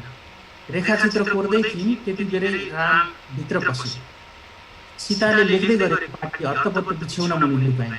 राम त्यहीँ बस्न पुगे। बस्दा बिजाएकाले यहाँ के छ भनेर हेर्दा त रावणको रेखाचित्र देखे। यो औधी कसले गरेको हो र भन्दा अम्बिकाले भाउजूले भनेर लगाइदिए।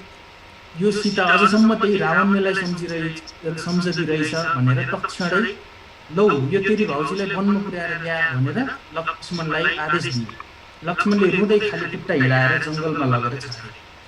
यो सीता परित्यागको कथा कहाँ होला भनी मनमा खुलखुली चलिरहेको थियो। सेना राजाका पालाका पुराना स्याहा मोहर खोज्दै जाँदा एकचोटि म खोटाङ पुराना गाउँ मावल पुगेको थिएँ। त्यसबेला नन्दीकेशर मामाका छोरा तुलसीराम र सीतारामले भानिज दाजुलाई काम लाग्छ होला भनेर पुरानो भाषामा बाँधेको हरिताल लाएर ठुला अक्षरमा लेखिएको भक्तिकाण्ड रामायणको पुस्तक ल्याएर दिए। दिनैभरि पढे।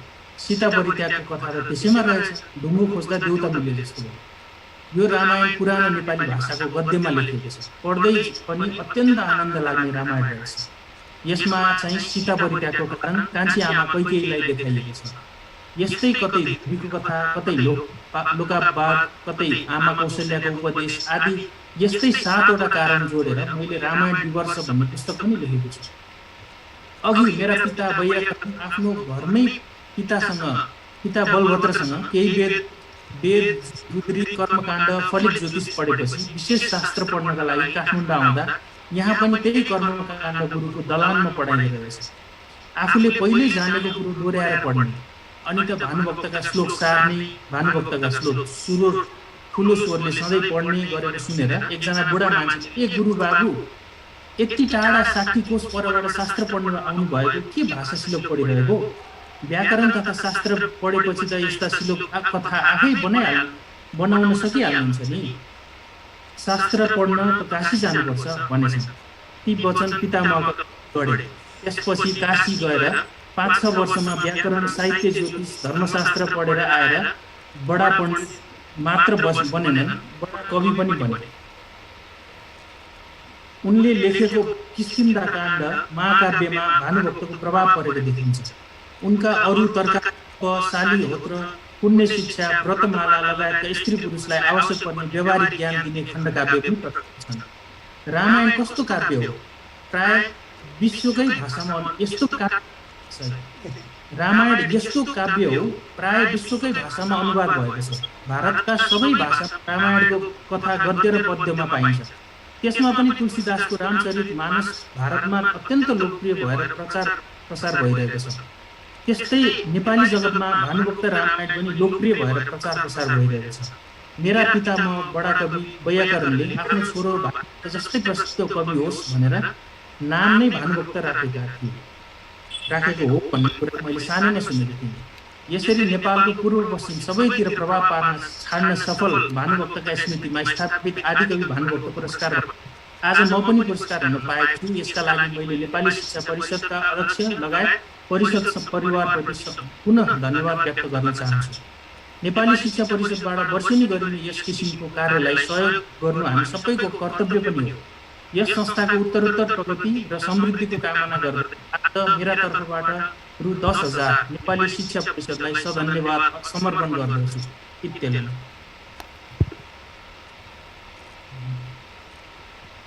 धन्यवाद मेरो भाषण गरिदिनु भएकोमा। यहाँको कष्ट बताएर यहाँको प्रविधि पनि भएको हुनाले उहाँलाई धन्यवाद दिएको हुँ। त्यस कारणले तपाईँले सुनिदिनु हो। वक्तव्य त्यही हो। त्यस कारणले अब यसबाट मैले आधा भएको कृतार्थता मैले व्यक्त गरेको छु। त्यस कारणले मैले यो शिक्षा परिषदलाई सधैँ सम्झनेछु र यसका सदस्यहरूलाई पनि मैले धन्यवाद दिन्छु। हार्दिक बधाई। आदिकवि भानुभक्त पुरस्कारबाट सम्मानित आदरणीय व्यक्तित्व ज्ञानमणि नेपालज्यू र उहाँको मन्तव्य वाचन गर्ने न्यौपानेज्यू प्रमोद न्यौपानेज्यू र हामी अब कार्यक्रमको अगाडि बढिसकेका छौँ र हिन्दू विद्यापीठका विद्यार्थीहरूबाट भानुभक्तको रचना चपला बला एक सुरमा गायन गर्ने कार्यक्रम रहेको छ र यसका निम्ति म डाक्टर चिन्तामणि देवी सरले अघि नै मलाई सूचना गरिसक्नु भएको छ र यसका निम्ति उहाँलाई अनुरोध गर्दछु। डाक्टर साहब उहाँहरू तयार हुनुहुन्छ नि? हजुर थलीका भाइस प्रिन्सिपलहरू टिचरहरू सबैको तयार हुनुहुन्छ? मित्रहरू अगाडि आउनुहोस्। हजुर हुन्छ प्रिन्सिपल लगायत उहाँहरूलाई हार्दिक अनिल पोखरेलजी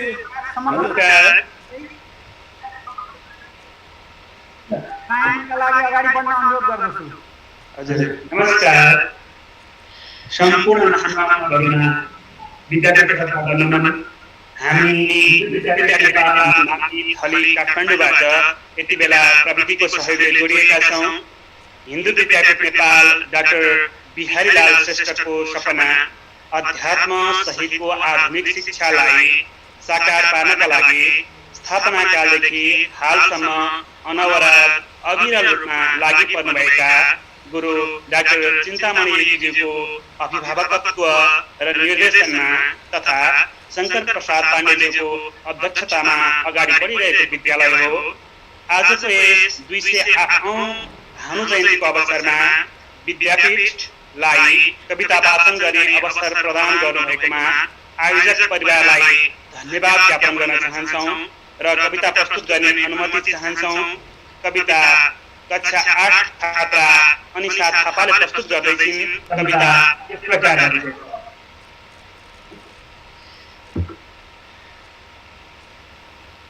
अहिले अनलाइन क्लासहरू भइरहेको छ, बच्चाहरू टाढा टाढा छन्, एकजना बच्चा मात्रै मिलाउन सकियो। क्षमता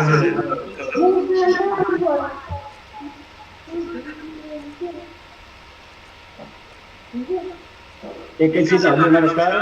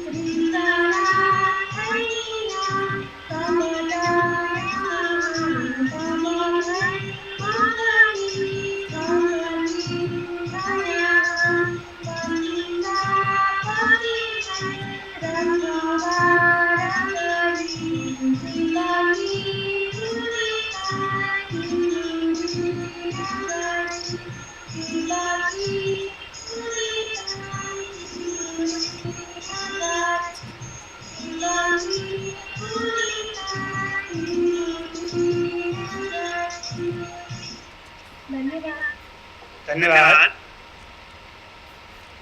धन्यवाद अनिल पोखरेल सर।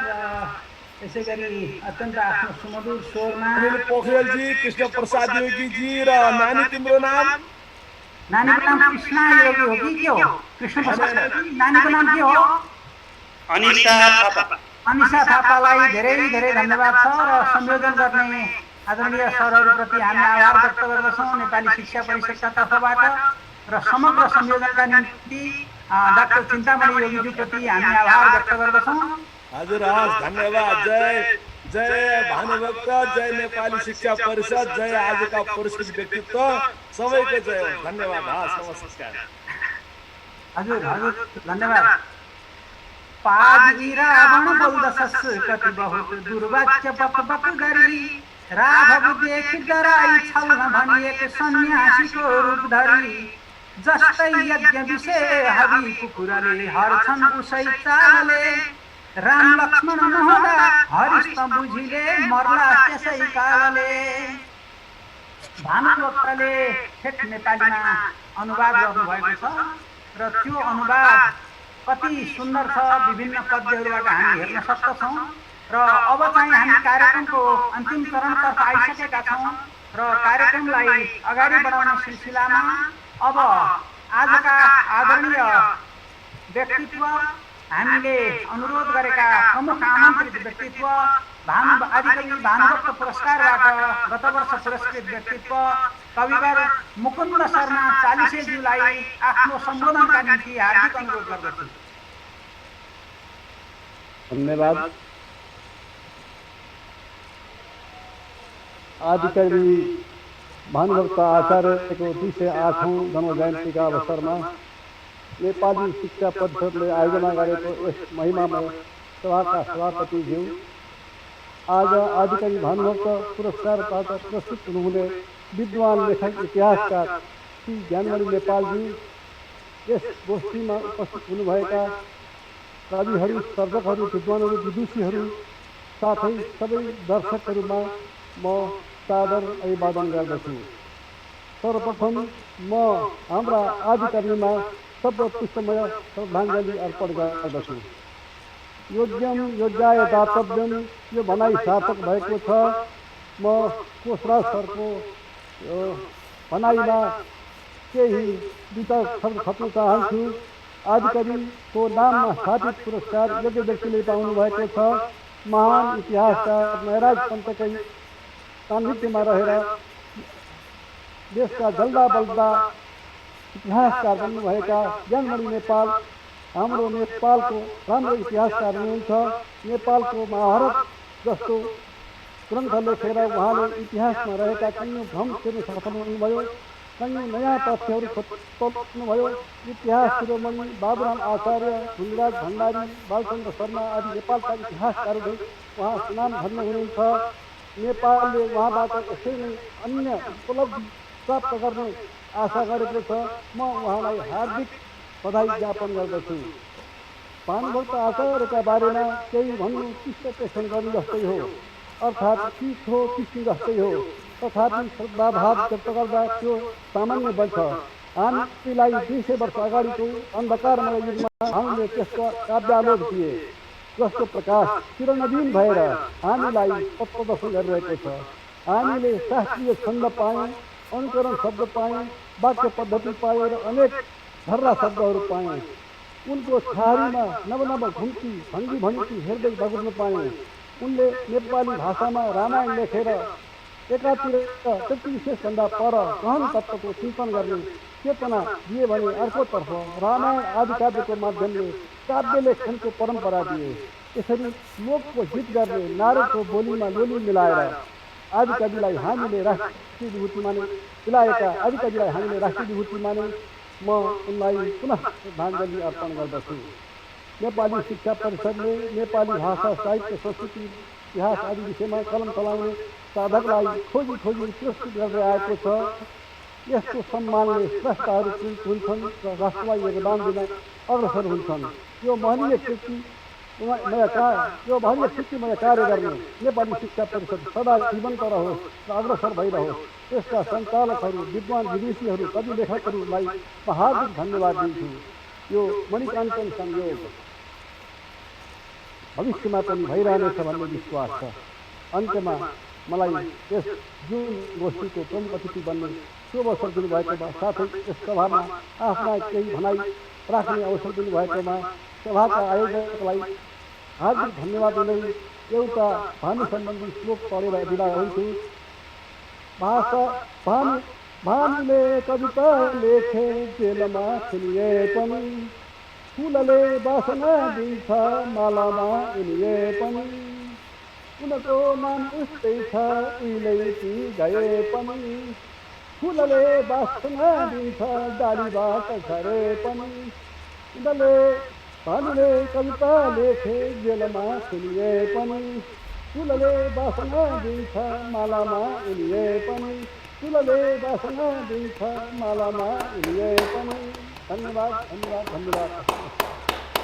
मी आभारी छौँ आदरणीय कविवर मुकुन्द शर्मा चालिसेज्यूप्रति आफ्नो रचना र आफ्नो यहाँको मन्तव्यका निम्ति। र हामी कार्यक्रमको अन्तिम चरणमा छौँ। हाम्रो कार्यक्रममा विभिन्न व्यक्तित्वहरूको सादर उपस्थिति छ। यहाँ ख्यातनामा भाषाशास्त्री प्राध्यापक डाक्टर माधव प्रसाद पोखरेलज्यू जो कोको गोष्ठीका आदरणीय संरक्षक हुनुहुन्छ, उहाँको उपस्थिति छ, उहाँलाई सम्मान गर्दछु। र त्यसै गरी विभिन्न व्यक्तित्वहरूको यहाँ उपस्थिति छ। समग्र व्यक्तित्वहरूप्रति धन्यवाद ज्ञापन गर्नका निम्ति हामीले नेपाली शिक्षा परिषदका आदरणीय कोषाध्यक्ष शङ्कर पाण्डेज्यूलाई अनुरोध गरेका छौँ। र शङ्कर पाण्डे सर पूर्व शिक्षा सचिव हुनुहुन्छ र आफ्नो जीवनकालमा थुप्रै कार्यहरू गरिसक्नुभएका आदरणीय व्यक्तित्वलाई हामीले कोषाध्यक्षका रूपमा पाएका छौँ। र उहाँले चरु होम्ने सिलसिलामा नेपाली शिक्षा परिषदद्वारा स्थापित पुरस्कारहरूको राशिलाई अभिवृद्धि गर्ने सिलसिलामा एउटा सानो इच्छा प्रकट गर्नुभएको छ। उहाँको इच्छा सानो भए पनि हाम्रो निम्ति त्यो साह्रै ठुलो काम हो। र उहाँले यो चरु होम्ने सिलसिलामा रु 10,000 म अर्पण गर्छु है भनेर मेरा कानमा खुसुक्क भन्नुभएको छ। र म यो खुसुक्क भनेको कुरा सार्वजनिक गर्ने धृष्टता गरेँ। यस्ता उदारमना व्यक्तित्व हाम्रा कोषाध्यक्ष आदरणीय शङ्कर पाण्डेज्यूलाई धन्यवाद ज्ञापन मन्तव्य राखेर आफ्ना विचार प्रकट गरिदिन अनुरोध गर्दछु। धन्यवाद प्रहलादजी। एक दिन नारद सत्य लोक पुगी गया, लोकको गरौँ हित भनी, ब्रह्मा ताई किया पर्या चरणमा खुसी गराया पनि। मैले वास्तवमा प्रहलादजीको स्वरको अगाडि मैले कविता वाचन गर्दा त्यति मिठो त हुँदैन, तर मैले यो सधैँ पाठ गर्ने किन गर्छु यो भानु जयन्तीमा भने भानुभक्तले जुन रामायण लेखेका थिए त्यो लोकको गरौँ हित बने। लोकको हित गर्नको निमित्त त्यो उनले चाहिँ अभियान चलाएको थिए। र यसबाट चाहिँ नेपालको नेपाली भाषीहरूको नेपालप्रति माया गर्नेहरूको चाहिँ हित भएको छ भन्ने मैले ठानेको छु। आजको कार्यक्रमका आदरणीय अध्यक्ष नेपाली शिक्षा परिषदका अध्यक्षज्यू रमाज्यू, प्रमुख अतिथि हाम्रो आदिकवि भानुभक्त पुरस्कारबाट पुरस्कृत साहित्यकार मुकुन्द शर्मा चालिसेज्यू, आज पुरस्कृत व्यक्तित्व वाङ्मय साधक श्री ज्ञानमणि नेपालज्यू। आज यो कार्यक्रममा हाम्रो धेरै चाहिँ विद्वानहरूको उपस्थिति भएको छ। म सबैको चाहिँ नाम नलिउँ र मैले आफ्नो चाहिँ धन्यवाद ज्ञापनको कार्यक्रमको लागि म अगाडि बढाउने अनुमति चाहन्छु। सर्वप्रथम प्रहलाद पोखरेलज्यूलाई धन्यवाद दिनुपर्छ मैले, किनभने उहाँले साह्रै राम्रोसँग यो कार्यक्रम सञ्चालन गर्नुभएको छ र हाम्रो अध्यक्षज्यूले जुन अध्यक्षता गर्नुभएको छ। र खास गरेर आज अति नै महान व्यक्ति ज्ञानमणि नेपालज्यू जसले हाम्रो यो नेपाली शिक्षा परिषदले अर्पण गरेको सानो पुरस्कारलाई ग्रहण गरिदिनु भयो र आज आफ्नो मन्तव्य पनि यहाँ राखिदिनु भयो। उहाँलाई पनि म धन्यवाद ज्ञापन गर्न चाहन्छु। कोषराज नेउपानेज्यूले हाम्रो ज्ञानमणि नेपालज्यूको विषयमा राम्रो परिचय राखिदिनु भयो र उहाँसँग भएका अन्तरङ्ग कुराहरू सहकार्यका विषयहरूलाई पनि यहाँ उजागर गरिदिनु भएको छ। उहाँलाई पनि धेरै धेरै धन्यवाद छ। मन्जु श्रेष्ठजीले विराटनगरदेखि कविता पाठ गर्नुभयो, त्यो पनि छन्दमा, धेरै धन्यवाद छ। विजयराज नेउपानेजीले लमजुङदेखि पाठ गरिदिनु भयो, उहाँलाई पनि धेरै धन्यवाद छ। म आफै अध्यक्ष भएको विद्यालय हिन्दू विद्यापीठ थली कि विद्यार्थी अनिसा थापाले बडा राम्रो स्वरमा भानुभक्तको चाहिँ रचना चपला अबला पाठ गरिदिनु भयो र त्यो पाठको संयोजन गरिदिनु हुने हाम्रा त्यहाँका सरहरू कृष्ण योगी, अनिल थापा र हाम्रो संरक्षक हिन्दू विद्यापीठका संरक्षक आदरणीय डाक्टर चिन्तामणि योगीज्यू, उहाँहरू सबैलाई धन्यवाद दिन चाहन्छु। अनिल पोखरेल कृष्ण योगी दुईजना सरहरू हुनुहुन्छ। प्रमोद नेउपानेजीलाई पनि म धन्यवाद दिन चाहन्छु। उहाँले हाम्रो पुरस्कृत व्यक्तित्वको मन्तव्य वाचन गरेर हामीलाई सुनाइदिनु भयो। उहाँ प्रविधि विज्ञ पनि हुनुहुन्छ, म त्यो गर्छु। आज हामीले वास्तवमा तेजेश्वर बाबु गङ्गज्यूलाई देख्न पाउँदा साह्रै खुसी लाग्छ।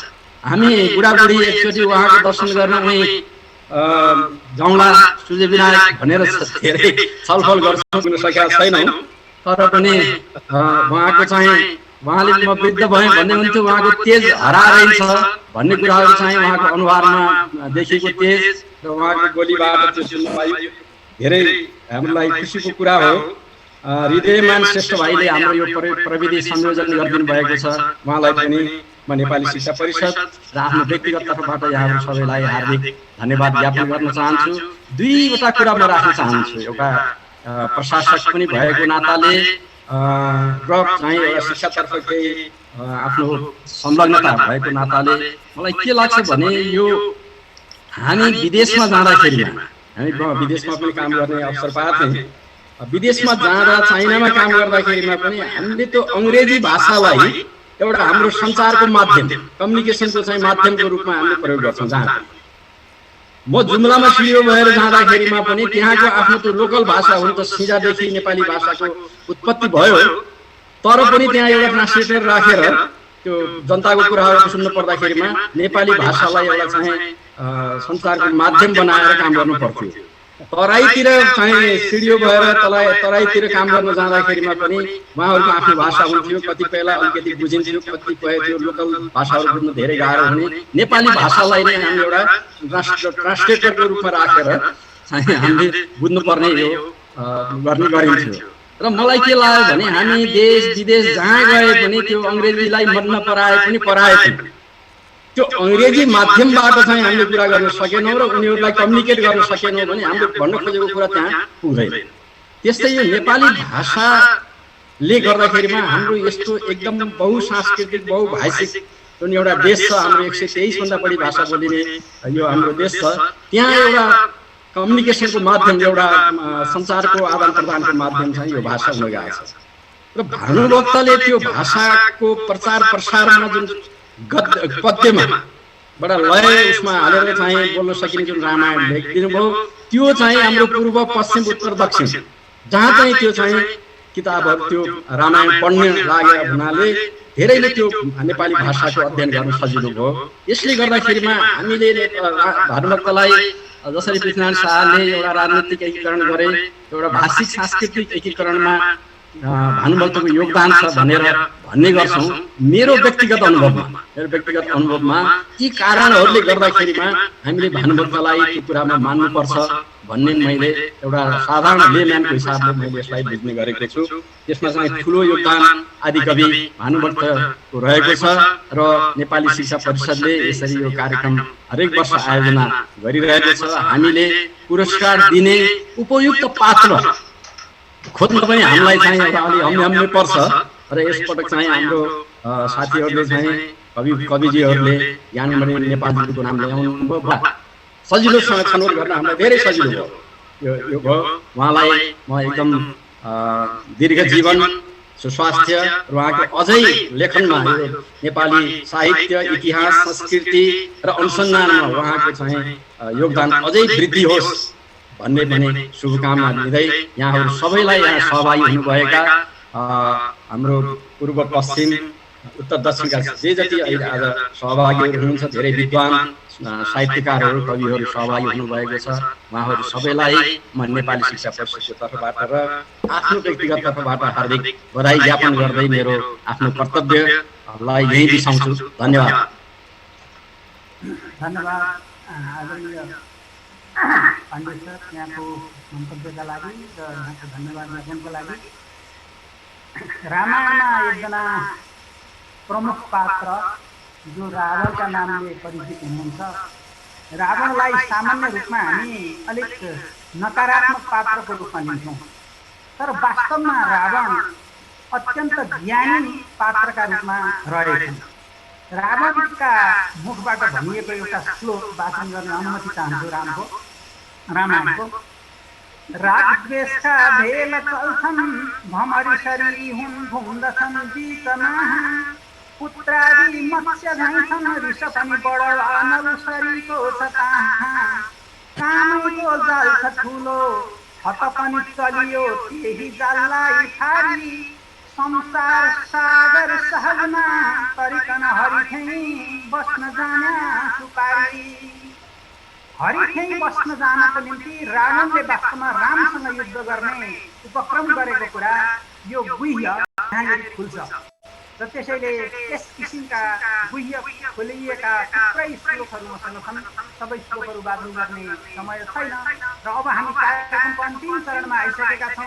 यहाँ केही सहभागी व्यक्तित्वहरूले म पनि केही रचना पाठ गर्न पाऊँ भनेर अनुरोध पनि गर्नुभएको छ, तर म क्षमा चाहन्छु। पूर्व निर्धारित कार्यक्रम हाम्रो अन्तिम सभापतिको मन्तव्यका सिलसिलामा हामी पुगिसकेको हुनाले अरू कार्यक्रम अब यहाँ प्रवेश गराउने अनुमति मलाई छैन र त्यसैले आदरणीय अध्यक्ष नेपाली शिक्षा परिषदका आदरणीय अध्यक्ष रमा शर्माज्यूलाई आफ्नो सभापतित्वको आसनबाट मन्तव्यका निम्ति हार्दिक अनुरोध गर्दछु र सभापतिबाट सभा विसर्जन पनि हुनेछ। आदरणीय सभाध्यक्ष रमा शर्माज्यू।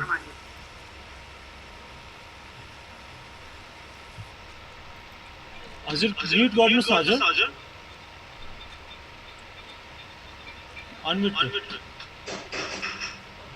त्यो रातो काटिएकोलाई यसो उसले छोइदिनु पर्यो। बायाँतिर छेउमा छ नि। अहिले फेरि भिडियो अफ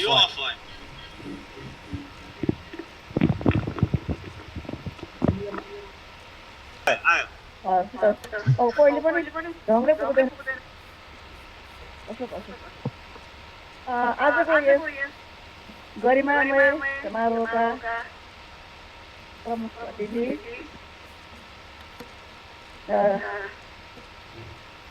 गत साल आदिकवि भानुभक्त पुरस्कारबाट सम्मानित वरिष्ठ कवि मुकुन्द शर्मा चालिसज्यू आज यही गरिमामय पुरस्कारबाट सम्मानित हुनुहुने नेपालका वरिष्ठ व्यक्तित्व विद्वान ज्ञानमणि नेपालज्यू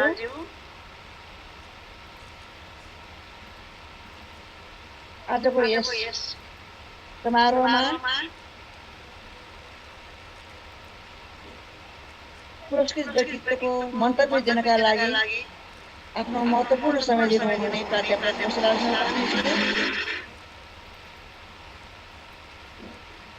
डाक्टर मोहन लोनीज्यू, डाक्टर माधव प्रसाद पोखरेलज्यू, डाक्टर चिन्तामणि योगीज्यू लगायत हाम्रो डाक्टर विष्णु भण्डारीज्यू र यहाँ सबैको नाम लिन थाल्यो भने अहिले समय पनि लाग्छ र नामै लिनुपर्ने अर्का व्यक्ति हुनुहुन्छ परिषदकै सदस्य हाम्रा